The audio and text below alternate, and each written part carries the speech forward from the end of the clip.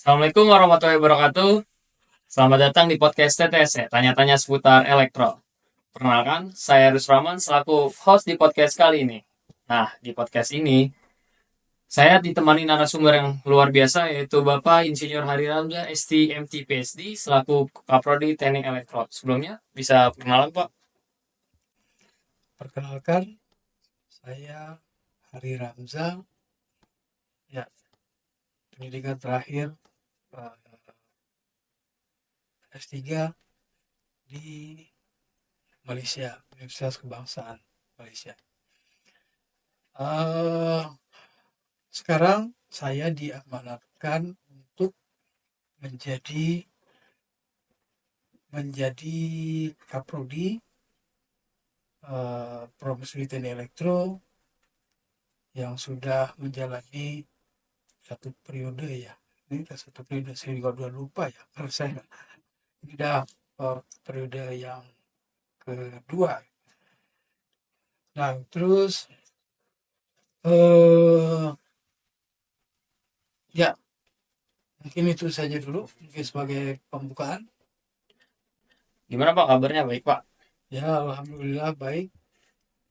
Nah, di episode pertama kali ini kita membahas mengenai visi misi Pak dan arah gerak teknik elektro biar teman-teman tahu bahwa di UMK itu ada teknik elektro dan mempunyai visi misi dan arah geraknya sendiri Pak. Nah kita langsung mulai aja kali ya Pak ya ke topik pembahasannya Pak ya. Oke. Pertama, apa saja sih Pak visi misi Prodi Teknik Elektro UMK Pak? Oke. eh Berkaitan dengan visi itu visi yang ada di lingkungan prodi harus merujuk kepada visi yang dibuat oleh universitas. Khususnya pada visi ini, program studi teknik elektro mempunyai visi menjadikan program studi teknik elektro yang menghasilkan karya teknologi unggul dengan berlandaskan prophetic teaching dalam membentuk lulusan berjiwa teknopreneur yang cerdas secara spiritual, intelektual, emosional, dan sosial. Itu uh, visi dari program studi teknik elektro. Di dalam visi itu, karena sudah ada visi dari universitas, yaitu visi yang berkaitan dengan prophetic teaching. Prophetic teaching ini maksudnya adalah apa yang telah pengajaran yang telah diberikan oleh Nabi Muhammad Rasulullah SAW, itulah yang harus kita jadikan sebagai panutan. Oke, itulah visi dari program studi teknik elektro. Isinya boleh tahu Pak? Kalau berkaitan dengan misi dari program studi teknik elektro ini ada 5. Pertama, melaksanakan pendidikan dan pengajaran yang bermutu berlandaskan Islam dan kemuhammadiyahan. Yang kedua, melaksanakan penelitian teknik elektro yang di bidang telekomunikasi yang berkontribusi pada kemajuan ilmu, pengetahuan, dan teknologi dalam skala global. Dan yang ketiga, melaksanakan pengabdian dan pemberdayaan masyarakat yang berkontribusi dalam memecahkan permasalahan dalam masyarakat. Dan yang keempat, mengembangkan jiwa kewirausahaan mahasiswa dalam bidang telekomunikasi. Dan kelima, yang terakhir, membangun sistem pengelolaan program studi teknik elektro yang amanah dan demokratis. Itu dari visi misinya Pak ya. Ya, Bagus juga visi misinya Pak buat teknik elektro UMK ya. Kalau dari kita tanya visi misi tadi, pasti ada langkah-langkah strategis ya Pak untuk apa ya merealisasikan visi misinya tersebut? Apa sih Pak langkah-langkahnya tuh yang dibuat sama sama Teknik Elektro Wampo untuk merealisasikan visi misi tersebut, Pak? Ya, berkaitan langkah-langkah, kalau di dalam program studi teknik elektro itu ada namanya sasaran. Sasarannya ada beberapa sasaran dari program studi teknik elektro. Pertama, sasarannya adalah sasaran mengenai Al-Islam dan Kemuhammadiyahan. Kalau di dalam Al-Islam Kemuhammadiyahan,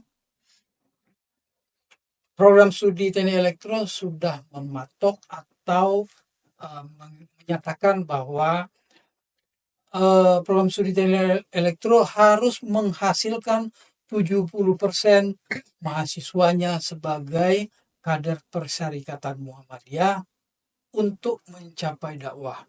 Satu. Yang kedua, menguasai materi sesuai dengan standar yang telah ditetapkan. Kemudian dapat mengaplikasikan gaya hidup sehat di lingkungan kampus yang sesuai dengan prinsip Al-Islam dan Kemuhammadiyahan dengan slogan kampus tanpa asap rokok. Itu kalau bicara sasarannya. Dan yang kedua, sasarannya adalah sasaran pendidikan dan pengajaran. Apa langkah-langkahnya?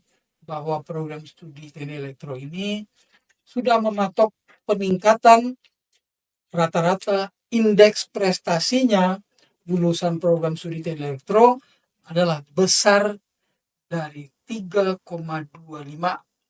di nanti seperti itu. Jadi kalau Anda ingin lulus, bahwa ingin untuk bisa sidang di tahun sekarang tahun berapa nih? Udah mulai 24, Mas. 2024.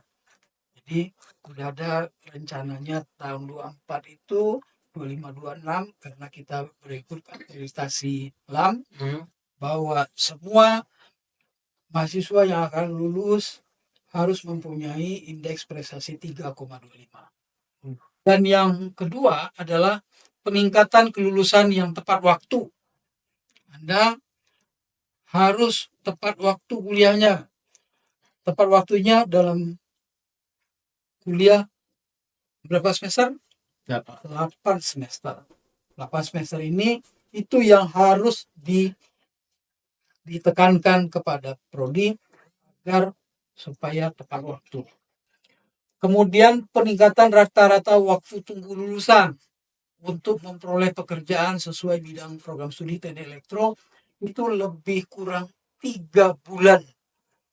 Yang diinginkan adalah bagi saya pribadi sebagai ketua program studi, Anda selesai sidang besok kerja. Itu maksud saya. Yang diharapkan seperti itu. Tujuannya adalah mengurangi masa tunggu Anda. Selesai di sini, yang penting sudah ada kerja Anda yang menanti. Itu maksudnya. Dan yang keempat adalah pengembangan kurikulum yang sesuai dengan visi dan misi kebutuhan program studi teknik elektro. Setiap 4 tahun kita harus melakukan revisi kurikulum. Kenapa begitu? Tujuannya adalah apa permintaan industri terhadap sumber daya manusia dan apa yang harus kita persiapkan untuk industri yang semakin cepat. Dan kalian diharapkan sudah mempunyai kemampuan untuk bersaing di dunia industri dalam hal pekerjaan yang semakin beragam sekarang ini. Dan yang ketiga, sasarannya adalah mengenai penelitian dan pengembangan. Pertama, sasaran penelitian dan pengembangan ini adalah rata-rata jumlah penelitian program studi teknik elektro itu harus mempunyai 8 penelitian setiap tahunnya. Berarti 8 penelitian setiap tahunnya. Kemudian rata-rata pembiayaan penelitian itu sasarannya adalah prodi teknik elektro sudah harus mempunyai pembiayaan penelitian dari pihak internal maupun eksternal. Eksternal dengan nilai 15 juta per tahunnya. 15 juta ya. Kalau misalkan itu targetnya bagi program studi teknik elektro. Kemudian yang ketiga adalah terpublikasinya secara bertahap karya ilmiah bidang teknik elektro, baik pada jurnal yang terakreditasi maupun yang tidak terakreditasi dan terindeks. Bagaimana caranya? Mahasiswa juga harus mempunyai publikasi. Karena tagihan atau permintaan dari pemerintah juga bahwa mahasiswa juga harus punya kompetensi dalam publikasi. Kenapa gitu? Karena diharapkan mahasiswa mempunyai portofolionya, punya kemampuan dari sisi akademis dan non-akademis. Keempat, sasarannya adalah bidang pemberdayaan pengabdian masyarakat. Dan apa yang dilakukan dalam mengenai pemberdayaan masyarakat, yaitu rata-rata jumlah pengabdian masyarakat sebanyak 8 kegiatan untuk setiap tahunnya dalam 2 semester. 8 kegiatan pengabdian masyarakat. Gimana caranya? Mahasiswa juga harus berkolaborasi mahasiswa dengan dosen. Apa impaknya? Anda mendapatkan pengalaman dan Anda juga boleh ada persyaratan mengenai syarat kelulusan mengenai PKM, pengabdian pada masyarakat, Ya. apakah sudah pernah sebagai untuk pengayaan. Ya. Oke. Dari kegiatan-kegiatan itu Anda juga mendapatkan kalau pengabdian masyarakat mendapatkan SKS pengayaan. Kemudian rata-rata pembiayaan dalam pengabdian masyarakat pun begitu diharapkan didapat dari pihak internal maupun eksternal dengan total pembiayaan itu dalam 1 tahun prodi mentargetkan 6 juta minimal. 6 juta minimal. 6 juta per setiap kegiatan per 1 tahun, per 2 semester. Kemudian peningkatan jumlah mahasiswa yang terlibat dalam kegiatan pengabdian masyarakat itu juga harus ditingkatkan. Kenapa begitu? Karena itu menjadi penilaian universitas dan penilaian pemerintah dalam melihat kualitas universitas tersebut. Artinya semua harus bergerak, apakah mahasiswanya atau dosennya, semua harus melakukan kegiatan. Kemudian sasaran berikut berkaitan dengan kewirausahaan, yaitu pertama sasaran yang diharapkan oleh prodi adalah peningkatan jumlah mahasiswa yang berwirausaha sebanyak 1 orang per tahun. Maksudnya apa? Bahwa mahasiswa punya punya usaha. Syaratnya apa? Artinya dia punya istilahnya punya NIB, nomor induk berusaha, kemudian punya small enterprise. Jadi Anda diharapkan mempunyai usaha sendiri dan itulah dijadikan itu merupakan penilaian juga. Nah, kemudian peningkatan jumlah proposal PKM kewirausahaan yang diharapkan adalah prodi sudah menetapkan untuk bahwa mahasiswa harus mempunyai proposal sebanyak 2 dalam setiap kegiatan PKM yang dikeluarkan oleh pemerintah. PKM ya, PKM bidang kewirausahaan. Kemudian ya dari sekian 5 sasaran tadi, itulah yang diharapkan oleh program studi dalam meningkatkan mutu program studi teknik elektro.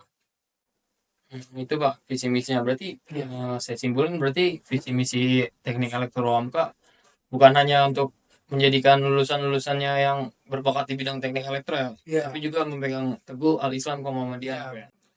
Ya, berkaitan juga kita dengan dengan akreditasi pada waktu yang lalu, akreditasi kita melalui Badan Akreditasi Nasional, dan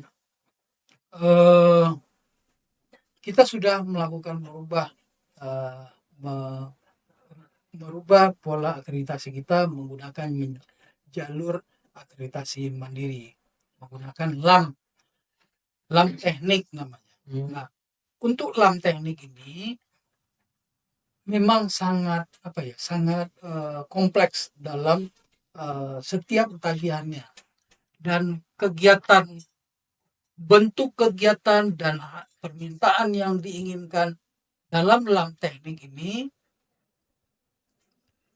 itu dikaitkan kepada namanya profil lulusan. Prodi sudah mempunyai gambaran bahwa mahasiswa yang studi di program studi teknik elektro ini, kita sudah menggambarkan, sudah ada namanya profil lulusan. Karena di dalam teknik itu kita harus menentukan profil lulusan. Profil lulusan itu sendiri ada 3. Pertama, bahwa menjadikan sarjana teknik elektro yang religius, bertakwa kepada Allah Subhanahu wa taala, serta memegang teguh aturan Islam, nilai-nilai kemuhammadiyahan dan Pancasila dalam kehidupan bermasyarakat, berbangsa dan bernegara. Itu profil lulusan pertama. Yang kedua, profil lulusan kedua itu adalah sarjana teknik elektro yang mampu menerapkan nilai-nilai integrity, trusty, dan compassion, norma dan etika akademik yang bertanggung jawab secara mandiri, berkelompok, dan bermasyarakat, serta memiliki jiwa wirausaha. Itu profil lulusan yang kedua. Dan yang ketiga, profil lulusannya berkembang di jalur karir engineering, konsultan, peneliti, teknopreneur, dengan kemampuan merumuskan perancangan, implementasi, pengembangan, analisis, dan perawatan sistem, teknologi komunikasi, dan industri cerdas. Nah, itulah profil yang diharapkan berdasarkan akreditasi lembaga akreditasi LAMPI tadi. Nah, diharapkan juga bahwa semua mahasiswa di dalam LAMPI itu juga diharapkan semua mahasiswa harus bergerak mempunyai sebuah inovasi apapun bentuknya. Nah, itulah yang program studi teknik elektro harapkan kepada mahasiswa semua. Berarti di dalam teknik elektro itu memfokuskan di salah satunya industri cerdas dan telekomunikasi ya Pak? Telekomunikasi dan industri cerdas. Tapi saya boleh nanya-nanya sedikit enggak sih Pak mengenai Iya. industri cerdas dan telekomunikasi itu Pak? Iya. Pertama, apa saja sih Pak tren-tren terbaru di bidang elektro khususnya di industri cerdas yang saat ini sedang berkembang Pak? Ya, tadi berkaitan dengan telekomunikasi dan industri cerdas, kita merujuk kepada, kita telah melakukan memformulasikan tentang kurikulum yang berkaitan dengan telekomunikasi dan industri cerdas. Kenapa begitu? Karena program studi teknik elektro melakukan, artinya meminta atau berdiskusi kepada pihak namanya pihak kalau pihak stakeholdernya berkaitan, pertama adalah dunia usaha atau dunia industri. Program studi teknik elektro sudah berdiskusi dengan asosiasi satelit. Kami menanyakan bahwa apa yang diperlukan oleh asosiasi industri, dan asosiasi pun memberikan tanggapan bahwa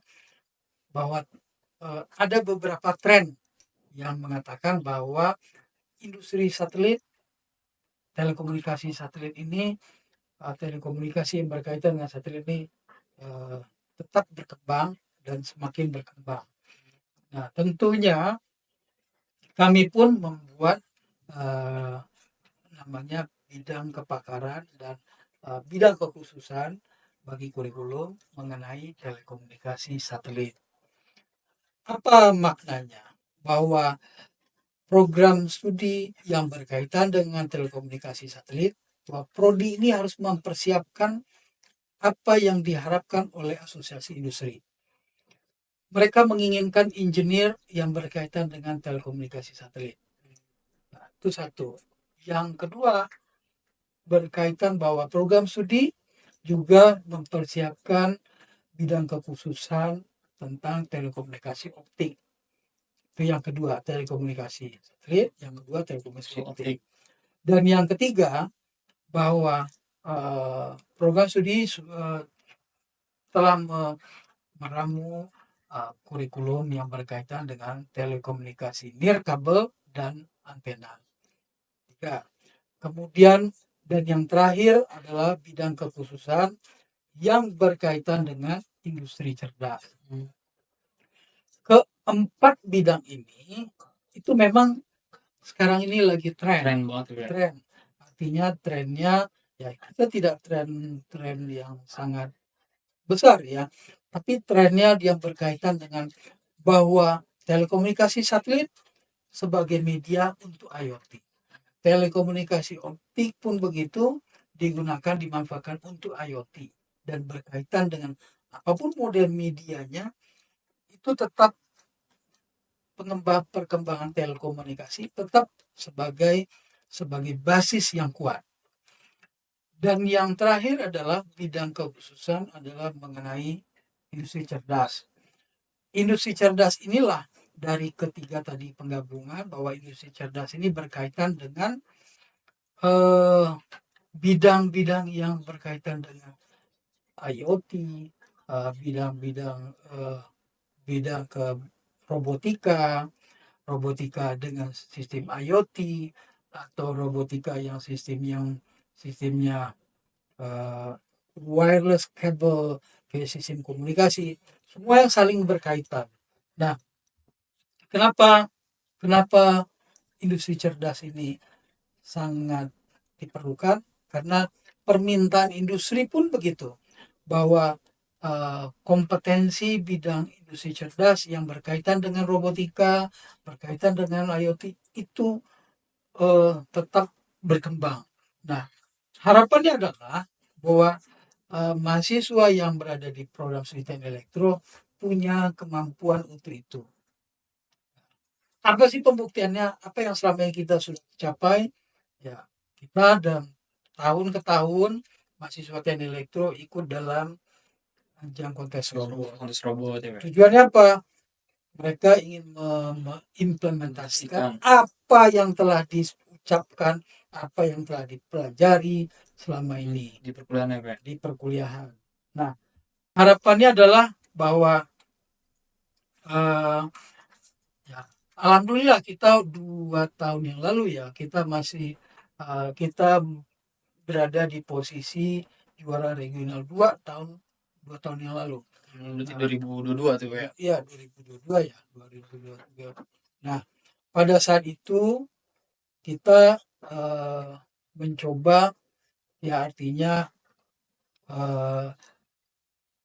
belajar untuk bagaimana berlomba, kita mencoba dengan apa segala kekuatan kita agar bisa mengimplementasikan apa yang sudah kita dapat. Nah,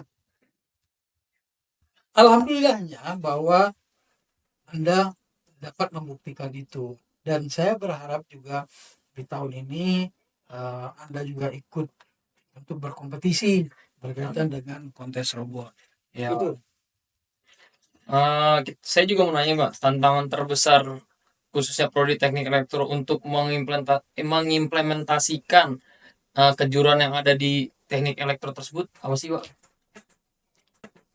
Tantangan terbesar berkaitan dengan tantangan sebenarnya begini. Tantangan terbesar itu adalah ya kalau saya bagi kami bagi dosen mengatakan tantangannya adalah selama ini tingkat kalian belajar kadang-kadang dengan semangatnya yang kadang-kadang ada yang naik, ada yang turun ya, Pak? Yang nggak semangat ya, Pak? kadang-kadang nggak semangat. Kadang-kadang kalian pun semangat apabila jika ada kompetisi baru semangat. Oh, oke. Nah, Pas nggak ada kompetisi biasa aja gitu. mulai. Nah, ya, tapi jadi begini, minimal bagaimana caranya Anda membangkitkan untuk semangat Anda dalam mencari sesuatu yang berinovasi bagi Anda nantinya. Karena begini, eh, dunia sekarang, dunia pekerjaan, bukan dilihat berdasarkan apa ijazah Anda, apa apa namanya, apa yang Anda dapat. Oh, dilihat dari pembuktian. Berarti harus skill-skillnya juga gitu, Pak. Yang diperlukan sekarang itu adalah kemampuan keterampilan tangan Anda atau saya dikatakan sebagai skill. Kenapa begitu?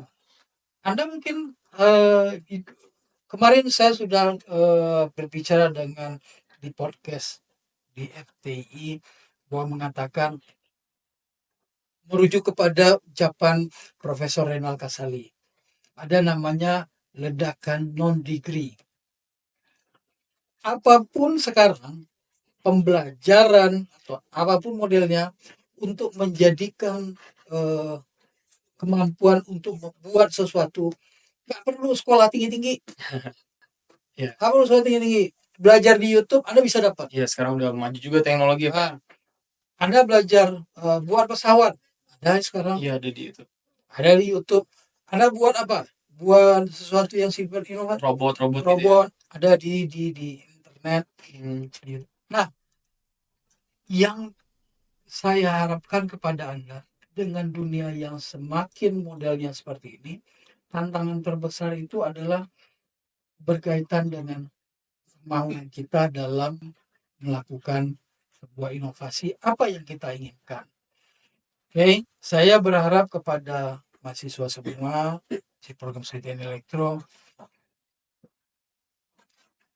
semangat untuk berkompetisi, semangat untuk belajar itu yang penting.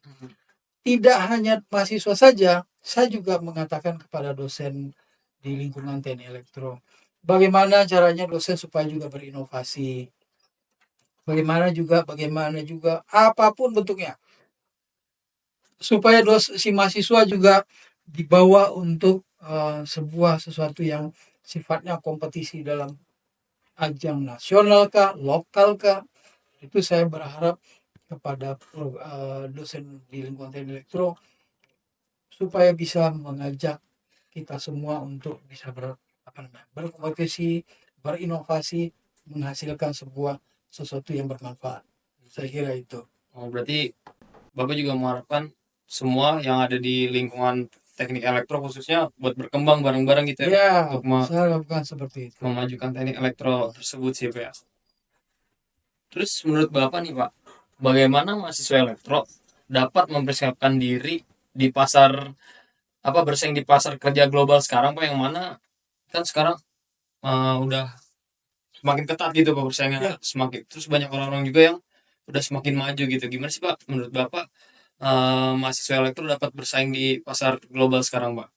Ya, sekarang begini, persaingan makin sekarang makin ketat. Perguruan tinggi manapun semua menyiapkan mahasiswanya dapat memberikan menghasilkan kompetensi yang bagus, kompetisi sesuai dengan kompetensi yang diharapkan. Dan apa yang perlu dipersiapkan? Pertama, kadang-kadang juga sekarang ini lagi musimnya adalah adanya pembuktian sertifikasi BNSP. Oh, BNSP itu ya. Boleh Anda mengikuti itu.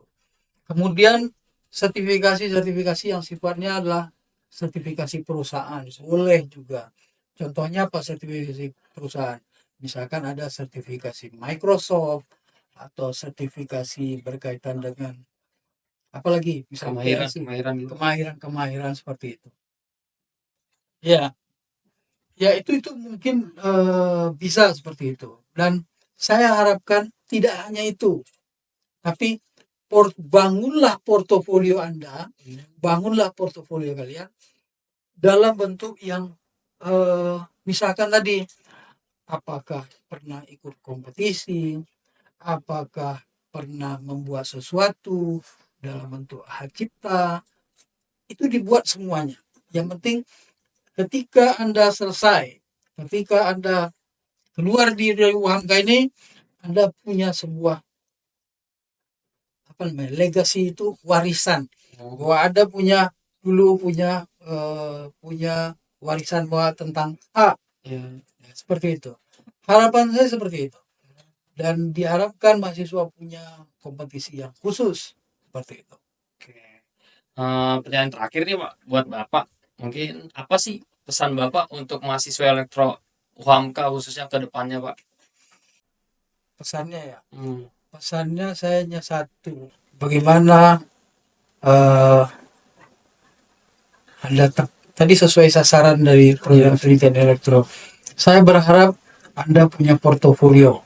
Apakah itu publikasi, atau inovasi, atau apapun modelnya. Misalkan tadi inovasi, catat bahwa Anda pernah membuat sesuatu. Ya, kemudian apalagi ya? Saya harapkan kepada ke depannya dapat selesai tepat waktu. Itu saja. Itu sih pesan. Berarti kesimpulannya emang teknik elektro UHAMKA itu sangat bagus ya Pak, dari visi misinya atau penjuruannya, dan emang dari dosennya dan mahasiswanya mau berkembang bareng-bareng biar bisa menghasilkan lulusan yang bisa bersaing gitu ya di pasar-pasar global, khususnya di industri juga khususnya Pak. Mungkin itu saja episode kali ini. Banyak yang bisa kita ambil dari Bapak Kepala Program Studi Teknik Elektro UHAMKA sendiri, dan tunggu episode-episodenya yang akan kita tampilkan dan pasti akan menarik. Dadah.